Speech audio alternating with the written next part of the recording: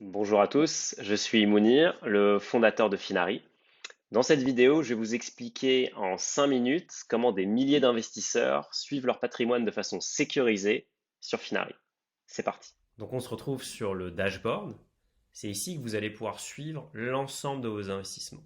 Et ça, c'est vraiment la force de Finari, puisque vous allez pouvoir ajouter absolument tout ce que vous possédez. Vous allez pouvoir ajouter votre assurance vie, vos PEA, vos comptes bancaires, votre immobilier, vos cryptos.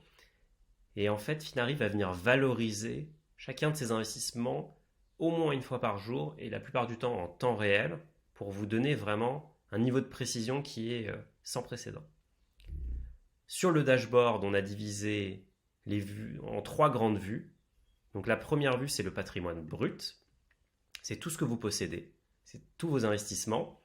La seconde vue, c'est le patrimoine net. Ce sont tous vos investissements diminués des capitaux restants dus. La troisième vue, c'est le patrimoine financier. Le patrimoine financier correspond à vos investissements les plus liquides.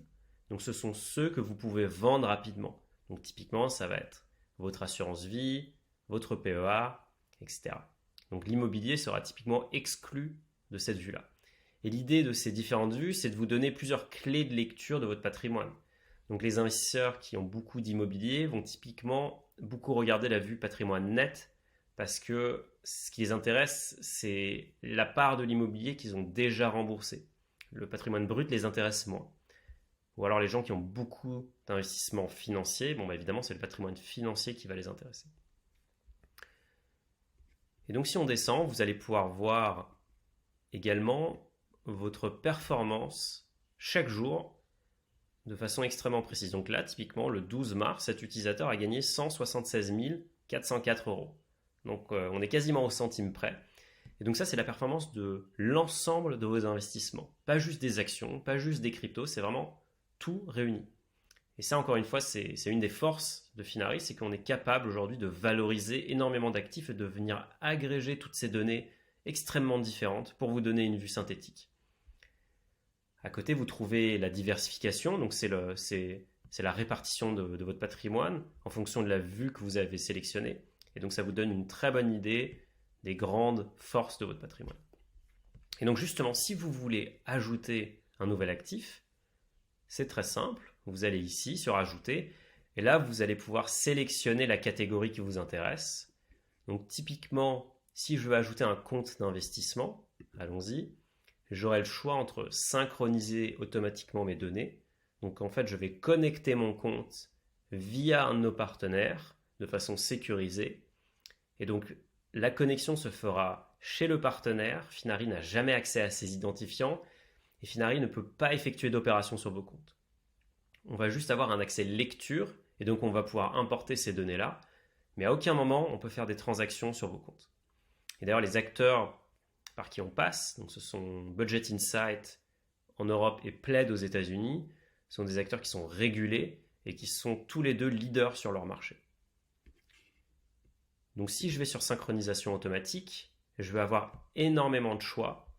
Donc mettons que j'ai un compte de Giro, je vais pouvoir le connecter et l'avantage de la synchronisation, c'est que les données vont être importées automatiquement. Donc lorsque je vais effectuer des achats, des ventes, en fait, tout ça va être répliqué sur Finari de façon automatique.